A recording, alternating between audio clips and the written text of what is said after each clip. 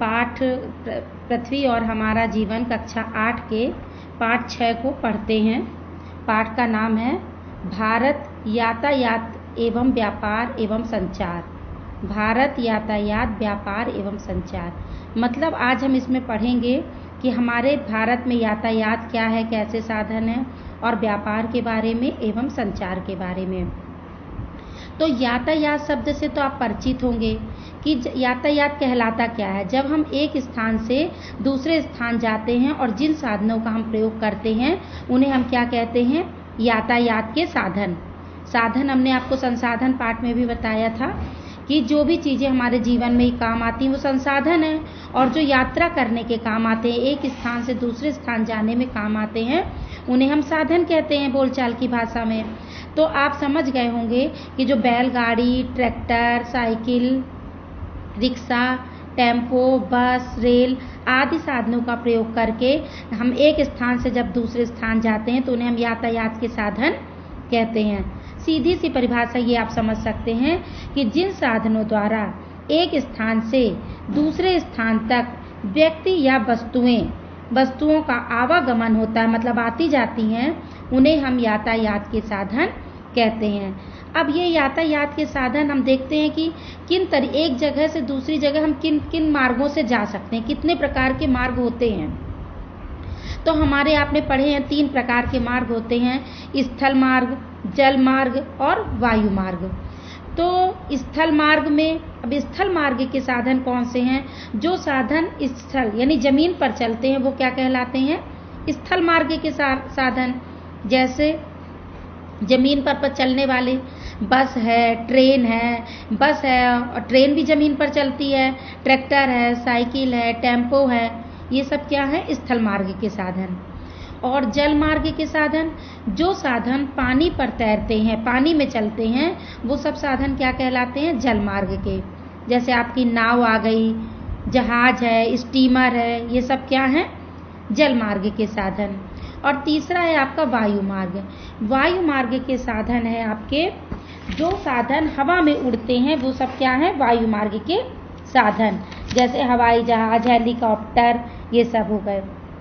आइए अब हम देखते हैं कि स्थल मार्ग के साधन क्या कहलाता है। स्थल मार्ग तो धरातल पर आने जाने के रास्तों को स्थल मार्ग कहते हैं। जब हम जमीन में जिन मार्ग के द्वारा, जिन रास्तों के द्वारा जाते हैं, उन्हें हम क्या कहते हैं, स्थल मार्ग।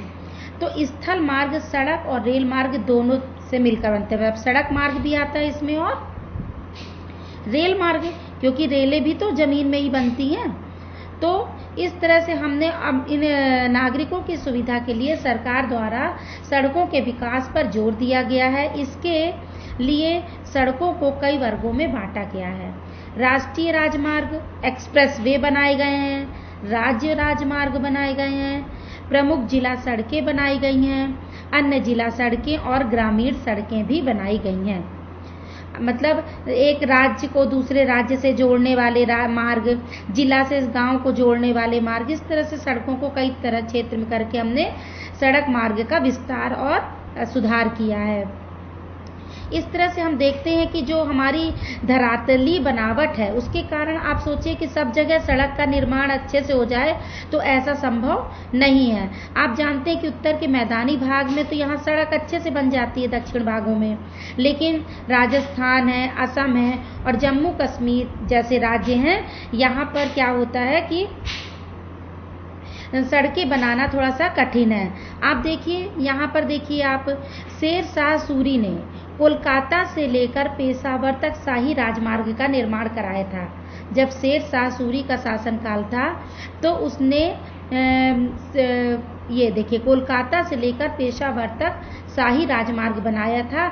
इसे ही ब्रिटिश काल में ही इसे क्या कहने लगी, क्या नाम दे दिया गया था, grand trunk road, GT road. इसका नाम उसी समय से पड़ गया था, grand trunk road, GT road के नाम से जाना जाता है। और वर्तमान में यह अमृतसर से कोलकाता के बीच विस्तृत है।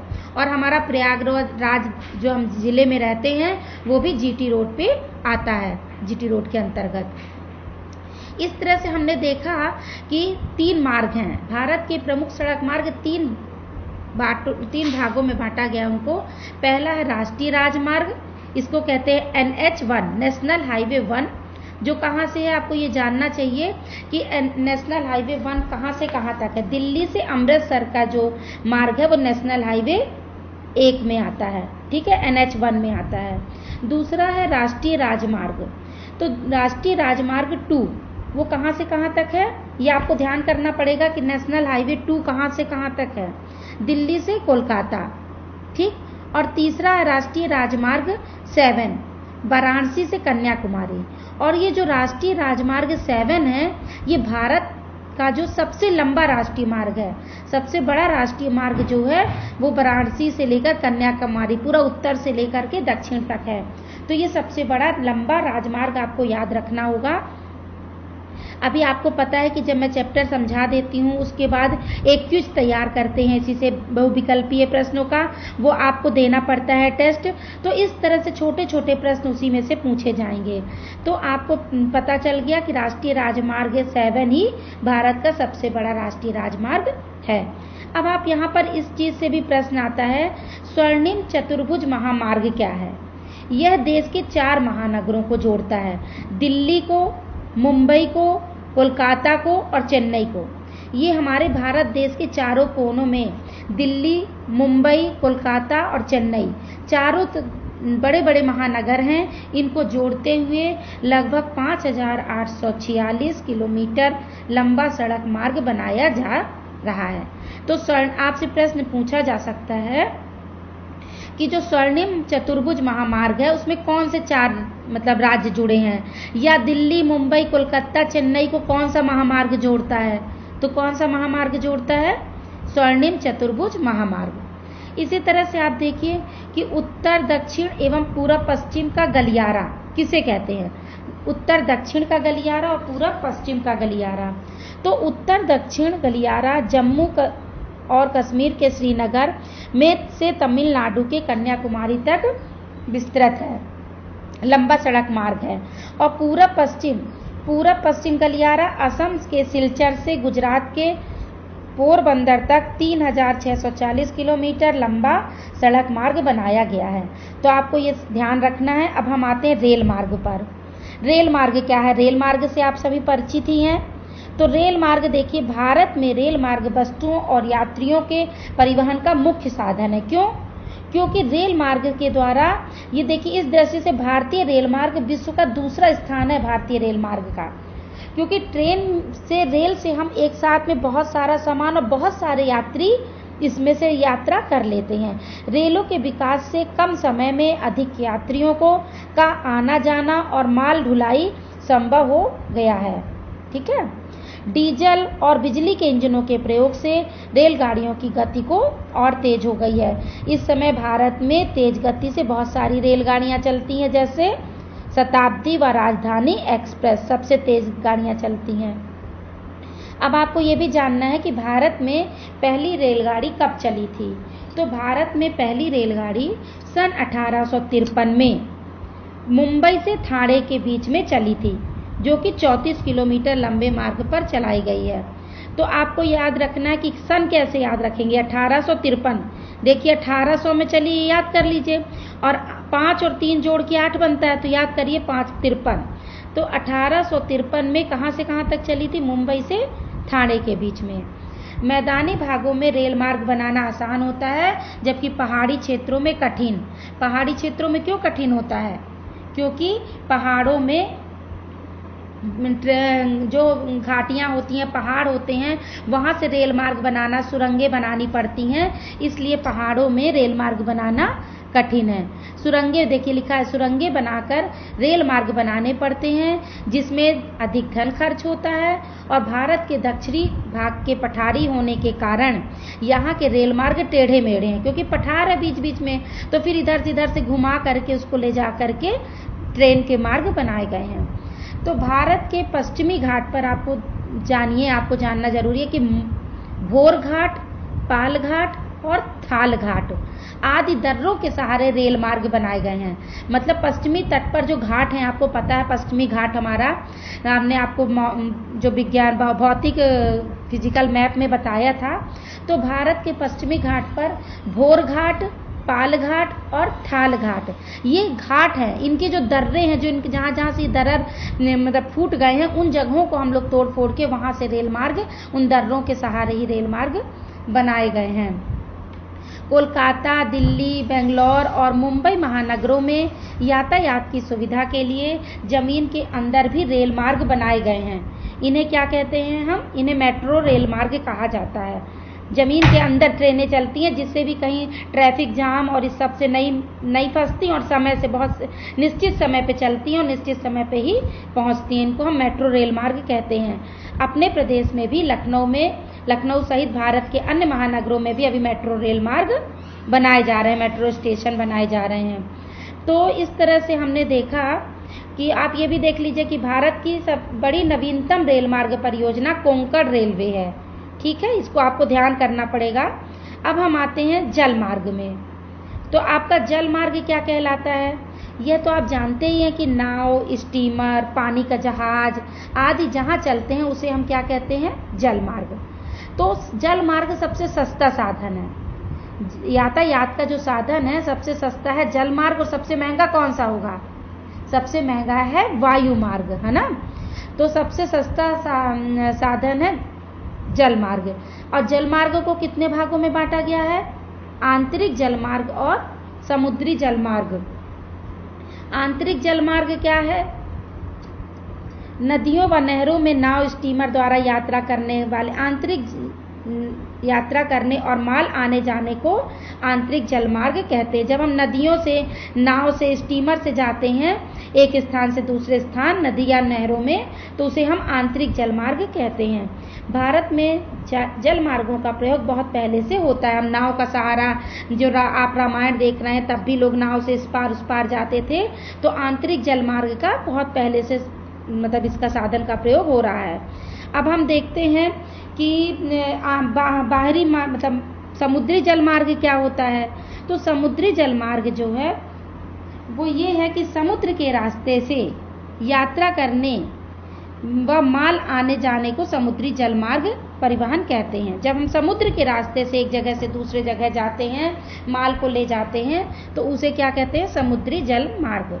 इस यातायात के साधन का प्रयोग दूसरे देशों में जाने व माल लाने ले जाने के लिए किया जाता है। तो हमारे देश का जो आप देखिए 95% जो विदेशी व्यापार होता है वो समुद्री मार्ग से ही होता है। 95% विदेशी व्यापार कहाँ से होता है? समुद्री मार्ग से। समुद्र के किनारे जो पत्तन बने, बंदरगाह कहते हैं पत्तनों को, तो वहाँ से ही हमारा व्यापार, विदेशों से यात्राएं होती हैं। तो पत्तनों में जहाज़ों पर सामान लादने और उतारने की व्यवस्था की जाती है। आपको ये पता होना चाहिए कि समुद्र तट का वह स्थान जहाँ पर पानी के जहाज आकर खड़े होते हैं और यात्री व माल उतारते व चढ़ाते हैं, उसे हम क्या कहते हैं? पत्तन या बंदरगाह कहते हैं। जहाँ पर जहाज, जैसे रेलवे स्टेशन होता है जहाँ पर ट्रेन आकर खड़ी होती है, बस स्टैंड होता है जहाँ पर बस आके खड़ी होती है, तो इसी तरह समुद्रों में जहाँ पर जहाज आकर के खड़े होते हैं, मतलब समुद्र समझो जहाजों का स्टैंड है ना, तो उसको हम क्या कहते हैं? पत्तन या बंदरगाह। तो इस तरह से हमने देखा कि अब तीसरा आता है हमारा वायु मार्ग। वायु मार्ग क्या है? हवाई जहाज एवं हेलीकॉप्टर आसमान में जिस रास्ते पर उड़ते हैं उसे हम क्या कहते हैं? वायु मार्ग। तो ये देखिए यहाँ पर लिखा है वह स्थान जहाँ हवाई जहाज या हेलीकॉप्टर उतरते या उड़ान भरते उसे हम क्या कहते हैं? हवाई अड्डा। जैसे अभी जहाज़ों का हमने बताया कि समुद्री जहाज, पानी के जहाज कहाँ रुकते हैं? पत्तन में, बंदरगाह में। तो हवाई जहाज कहाँ उतरते हैं? जहाँ उसको क्या कहते हैं? हवाई अड्डा। जैसे बस अड्डा कहते हैं, उसको हवाई अड्डा कहते हैं। तो इस तरह से आप देखें कि जो वायु मार्ग है वो यातायात का सबसे तेज गति का साधन है। सबसे जल्दी हम किससे पहुंचते हैं? वायु मार्ग द्वारा। लेकिन यह अधिक महंगा है ना। भारत में हवाई जहाज की प्रथम उड़ान जो की गई थी वो 1911 में की गई थी। पहली उड़ान कब भरा था भारत में? 1911 में। और जानते हैं किस क्षेत्र में? इलाहाबाद से नैनी के बीच, इलाहाबाद से उड़ा था हवाई जहाज और नैनी तक उड़ करके आया था। तो ये आपको याद रखना चाहिए कि सन 1911 में भारत में जो हवाई जहाज की पहली उड़ान चली थी वो कहाँ से कहाँ तक चली थी, इलाहाबाद से नैनी के मध्य। सन 1953 से भारतीय वायु यातायात की व्यवस्था केंद्र सरकार ने अपने हाथ ले ली और भारत में एयर इंडिया के अतिरिक्त अनेक निजी कंपनियां बनी। इस तरह से ये हमने अपने पढ़ लिया वायु मार्ग। वायु मार्ग के बाद आता है व्यापार। तो अब व्यापार क्या है? व्यापार आप जानते हैं कि जब आपको किसी चीज़ की ज़रूरत होती है तो आप कहाँ जाते हैं सामान लेने? बाजार में जाते हैं। तो वो दुकानदार क्या करता है, आपको वस्तु देखता है और जितने में उसने खरीदी उससे लाभ जोड़ करके आपसे उससे पैसे वो ले लेता है। तो यही लेन देन की प्रक्रिया क्या कहलाती है? व्यापार। वस्तुओं और सेवाओं के खरीदने एवं बेचने को की प्रक्रिया को क्या कहते हैं? व्यापार। जब हम कोई वस्तु खरीदते हैं, सेवाएं भी, सेवाएं कैसे? जैसे डॉक्टर्स हैं तो वो उनको भी तो हम पैसे देते हैं, लेकिन वो क्या करते हैं, बदले में हमको सलाह देते हैं, दवाइयाँ देते हैं, सेवा करते हैं। तो वस्तुएं और सेवाएं दोनों खरीदने और बेचने की, वो भी एक बिजनेस हुआ, व्यापार हुआ, तो व्यापार कहते हैं। इसी प्रकार जब हमारा देश अपनी आवश्यकता की, अब व्यापार के दो मेन है, आयात और निर्यात। तो जब हमारा देश अपनी आवश्यकता की कोई वस्तु किसी दूसरे देश से खरीदता है तो उसे क्या कहते हैं? आयात, इंपोर्ट कहते हैं। जैसे कि पेट्रोल की चीज़ें हैं, पेट्रोलियम पदार्थ हैं, हमको मंगाने पड़ते हैं तो हम दूसरे देश से उसको खरीदते हैं, अरब देशों से। उसी तरह और जब अपने देश की आवश्यकता से अधिक पैदा हुई बनी हुई वस्तुओं को किसी दूसरे देश को बेचता है तो उसे क्या कहते हैं? निर्यात, एक्सपोर्ट करते हैं। जैसे हमारे यहाँ कृषि ज़्यादा होती है तो कृषि से बने उत्पाद हम बेचते हैं तो उसको निर्यात कहते हैं। जब हम दूसरे देश को भेजते हैं अपने देश की चीज़ें तो निर्यात कहते हैं, और जब हम दूसरे देश से अपनी चीज़ें मंगाते हैं तो हम आयात कहते हैं। अब ये आयात और निर्यात जो है वो दो प्रकार के होते हैं। व्यापार जो है दो प्रकार के होते हैं, देशी व्यापार और विदेशी व्यापार। आप ये समझ लीजिए यहाँ पे कि देश के अंदर भी एक राज्य दूसरे राज्य से भी सामान खरीदता बेचता है। कोई चीज़ किसी राज्य में अधिक होती है तो उसको अपने से यूज करने के लिए रख के वो बाकी को बेच देता है अगले राज्य को। जैसे गेहूँ है, गेहूँ वगैरह पंजाब में, उत्तर प्रदेश में ज़्यादा होता है तो हम अपने से जाके दूसरे देशों को, दूसरे राज्यों को बेचते हैं। चावल हम साउथ से ज़्यादा मंगाते हैं। तो इस तरह से हम देश के अंदर भी जो राज्य एक दूसरे से खरीदते हैं, लेते हैं, तो उसको भी हम आयात निर्यात की ही श्रेणी में रखते हैं। तो अब जो हमारा व्यापार है वो देशी व्यापार और विदेशी व्यापार। अब आता है देशी व्यापार क्या है? देश की सीमा के अंदर जो व्यापार होता है, जो हम खरीद और बेचना करते हैं देश के अंदर, एक राज्य दूसरे राज्य से, वो देशी व्यापार कहलाता है। देखिए किसी भी राज्य को जिस वस्तु की आवश्यकता होती है वह उसे अन्य राज्य से खरीदता है। जो राज्य जिस वस्तु को अपनी आवश्यकता से अधिक उत्पादन करते हैं वे दूसरे राज्यों को बेचते हैं। तो ये सब देश के अंदर जब लेन देन होता है तो हम इसको कहते हैं देशी व्यापार। इसी तरह दूसरा है हमारा विदेशी व्यापार। तो विदेशी व्यापार क्या होता है? दो देशों के बीच व्यापार को अंतर्राष्ट्रीय, दो राज्यों मतलब एक देश जैसे भारत है, नेपाल है, तो जब हम दो देश आपस में व्यापार करते हैं, कोई चीज़ को खरीदते हैं या बेचते हैं तो उसे हम कहते हैं अंतर्राष्ट्रीय व्यापार। जो भारत की विदेश व्यापार नीति है वो व्यापार को प्रशासनिक नियंत्रण से अधिकांशतः मुक्त रखते हुए बहुत कम प्रतिबंध लगाए गए हैं। अब आप ये देखिए, एक चीज़ और समझिए कि वस्तु तो हम बेचते हैं, आजकल क्या हो रहा है कि अंतर्राष्ट्रीय व्यापार में पिछले 15 वर्षों से भारी चेंज आया, बदलाव आया है। वस्तुओं के आदान प्रदान की अपेक्षा सूचनाओं, ज्ञान तथा टेक्नोलॉजी, प्रौद्योगिकी का आदान प्रदान ज़्यादा हो रहा है। और जो हमारा भारत देश है वो अंतर्राष्ट्रीय स्तर पर, इंटरनेशनल लेवल पर एक सॉफ्टवेयर महाशक्ति के रूप में उभर कर आया है। मतलब हमारे पास भी बहुत अच्छी अच्छी टेक्नोलॉजी है, सॉफ्टवेयर की और सूचनाओं की ज्ञान है, जो हम इसका आदान प्रदान करने लग गए हैं। ये भी आयात और निर्यात होने लगा, इससे भी हमें मुद्राएं, पैसे प्राप्त होते हैं। तो सूचना प्रौद्योगिकी के माध्यम से भी अत्यधिक विदेशी मुद्रा अर्जित कर रहा है हमारा देश। अब हम यहाँ देखते हैं कि भारत में किन किन चीज़ों का आयात होता है और किन किन चीज़ों का निर्यात होता है। मतलब ऐसी कौन सी चीज़ें जिन्हें हम मंगाते हैं दूसरे देशों से, तो हम मंगाते हैं मशीनें और कपास और रुई भी मंगाते हैं, पेट्रोलियम और पेट्रोलियम के उत्पाद। देखो पेट्रोलियम और पेट्रोलियम के उत्पाद हम मंगाते भी हैं और यहाँ पर निर्यात भी करते हैं। उनसे कुछ बनी चीज़ें हमारे यहाँ भी अच्छी होती हैं जिनको हम निर्यात करते हैं।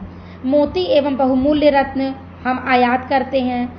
अकार्बनिक रसायन, कोयला, कोक, ये सब हमें मंगाना पड़ता है। लोहे और उनकी इस्पात की वस्तुएं, खनिज तेल तो हमें मंगाना ही पड़ता है। और हम निर्यात क्या क्या चीज़ करते हैं, देखिए कृषि, हमारे यहाँ कृषि ज़्यादा, कृषि प्रधान देश है, तो कृषि एवं संबंधित उत्पाद हम बेचते हैं, निर्यात करते हैं।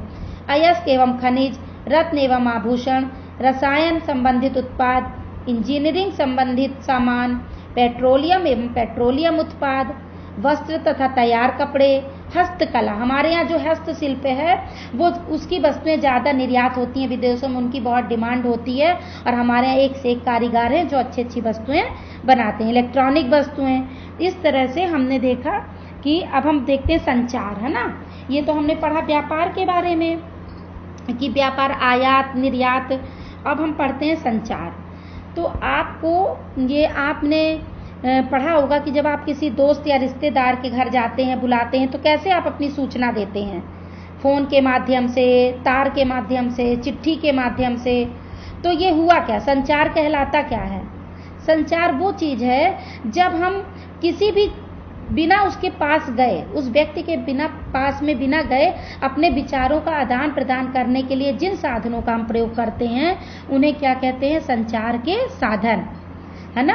हम कोई भी सूचना या जानकारी देना है, मान लीजिए हमको किसी व्यक्ति को कोई सूचना देनी है तो अपनी बातें कहना है उससे, तो हम बिना उसके पास गए, मतलब, और जिन साधनों के द्वारा हम देते हैं, या तो हम जाके बताएंगे, तो संभव तो नहीं है आप अपने आसपास के लोगों के पास जाके बता सकते हैं, लेकिन आपको दूर दूर अगर अपनी बातें पहुंचाना है, दूर हैं आपके लोग, तो आप जिन साधनों का प्रयोग करते हैं उसे हम क्या कहते हैं, संचार के साधन।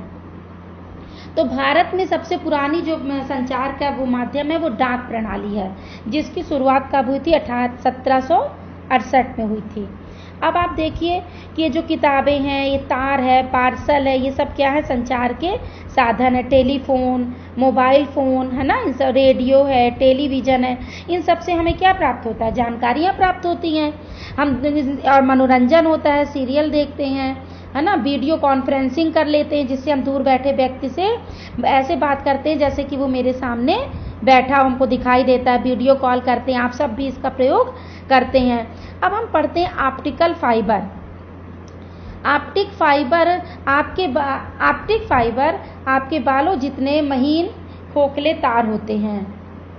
टेलीफोन कॉल, टीवी की तस्वीर, कंप्यूटर, बहुत जितने आपका महीन बाल होता है इतने पतले पतले ये ऑप्टिकल फाइबर होते हैं, ऑप्टिक फाइबर। तो ये कंप्यूटर डाटा इसमें होता है, लंबी से लंबी दूरी तय करके आता है। आजकल संचार को अधिक तीव्रगामी एवं तेज सिग्नलों की गुणवत्ता को शुद्ध बनाए रखने के लिए ऑप्टिकल फाइबर तकनीकी का प्रयोग किया जाता है। तो ये एक आप देखेंगे आपकी उंगली के बराबर मोटा होता है, उसमें बहुत हजारों ऑप्टिकल तार उसके अंदर रहते हैं और इन कॉल और सिग्नल प्रेषित कर सकते हैं ये। तो कई दूरसंचार कंपनियां टेलीफोन संकेतों को संचारित करने के लिए केबल टीवी सिग्नल के रूप में ऑप्टिक फाइबर का प्रयोग करते हैं। देखिए रेडियो कम टेप रिकॉर्डर बनाया, फैक्स मशीन बनाई गई, है ना, कंप्यूटर बनाया गया, फ़ोन बनाया गया। तो इंटरनेट कंप्यूटर का एक ऐसा, अब आप इंटरनेट तो जानते ही, आजकल बिना इंटरनेट के तो कुछ हो ही नहीं पा रहा है। तो इंटरनेट कंप्यूटर का एक ऐसा नेटवर्क है जिसकी सहायता से एक कंप्यूटर द्वारा भेजे गए संदेश को संसार के किसी भी भाग के स्थित नेटवर्क से जुड़े, अगर वो भी उसी इंटरनेट से जुड़ा है तो हम किसी भी कंप्यूटर में अपने संदेश को भेज सकते हैं। वो है नेटवर्क, इंटरनेट, मतलब एक नेट के तुरा, एक नेटवर्क के जरिए पूरे विश्व के कंप्यूटर, पूरे विश्व के नेट को जोड़ दिया जाता है। हम अपनी बात हर जगह पहुंचा सकते हैं। इसकी सहायता से संदेशों और सूचनाओं को दूर दूर तक भेजा जाता है। अब देखिए जैसे ऑस्ट्रेलिया में भारतीय क्रिकेट टीम हो रहा है, खेल हो रहा है, और हम यहाँ बैठ करके उसका लाइव देख सकते हैं। वहाँ का प्रसारण, सीधा प्रसारण हम इंटरनेट की ही सहायता से तुरंत देख लेते हैं। किसी समारोह का सीधा प्रसारण देख लेते हैं। ये सब कैसे हुआ? इंटरनेट के सहारे। और दूसरा, इंटरनेट के साथ दूसरी महत्वपूर्ण चीज़ क्या है? संचार उपग्रह, अगर संचार उपग्रह ना होते तो हमारा ये नेटवर्क इस तरह से काम ना करता। तो इस समय संचार उपग्रह दूरस्थ शिक्षा, ग्राम विकास, महिला एवं शिशु कल्याण, पंचायती राज, व्यावसायिक प्रशिक्षण, जनसंख्या नियंत्रण आदि कार्यक्रमों को अच्छे ढंग से जन जन तक पहुंचा रहे हैं। भारत के इनसेट श्रृंखला के उपग्रह संचार कार्यक्रम में सहयोग दे रहे हैं। तो इस तरह से हमारा ये पाठ जो है खत्म होता है। यहाँ पर आप देख सकते हैं कि जो जैसे विश्व स्वास्थ्य संगठन है जो स्वास्थ्य से रिलेटेड बातें करता है, उसी तरह विश्व व्यापार संगठन WTO को भी बनाया गया है, जो व्यापारिक मामलों की एक विश्व स्तरीय संस्था है, ठीक है, जिसके भारत सहित अन्य देश भी इसके सदस्य हैं WTO के। अच्छा, अब आप देखते होंगे कि इंटरनेट पर प्रयोग किए जाए www, कोई भी चीज़ हम जब लिखते हैं तो www लिखते हैं, तो आपको मालूम होना चाहिए कि इन 3 W का क्या अर्थ है। वर्ल्ड वाइड वेब, ठीक है, तो वर्ल्ड वाइड वेब का हम शॉर्ट में www लिख देते हैं। इसी तरह आपको ये मालूम होना चाहिए कि सॉफ्टवेयर क्या है। जिस इकाई पर कंप्यूटर में कार्य किया जाता है, जो अंदर छोटे छोटे से चिप होती हैं, तार होते हैं, उन्हें हम क्या कहते हैं, सॉफ्टवेयर। प्रौद्योगिकी क्या है, प्रौद्योगिकी टेक्निकल ज्ञान को हम क्या कहते हैं, प्रौद्योगिकी। कंप्यूटर में एक सॉफ्टवेयर होता है, एक हार्डवेयर होता है। हार्डवेयर हमको बाहर जो दिखाई दे रही है, स्क्रीन और वो कीबोर्ड, माउस, है ना, CPU, तो ये सब हार्डवेयर में आते हैं, जिसको हम छू सकते हैं। और सॉफ्टवेयर जो अंदर तार होता है, जो मैकेनिज्म में जो काम करती हैं, चिप होती हैं, ये सब सॉफ्टवेयर के अंतर्गत आती हैं। अब आपका ये चैप्टर खत्म हुआ। मैंने क्विज बनाया हुआ है, क्विज का लिंक दिया हुआ है डिस्क्रिप्शन बॉक्स में, और आप हमें कमेंट करके बताइए कि जो समझ में ना आया हो। धन्यवाद।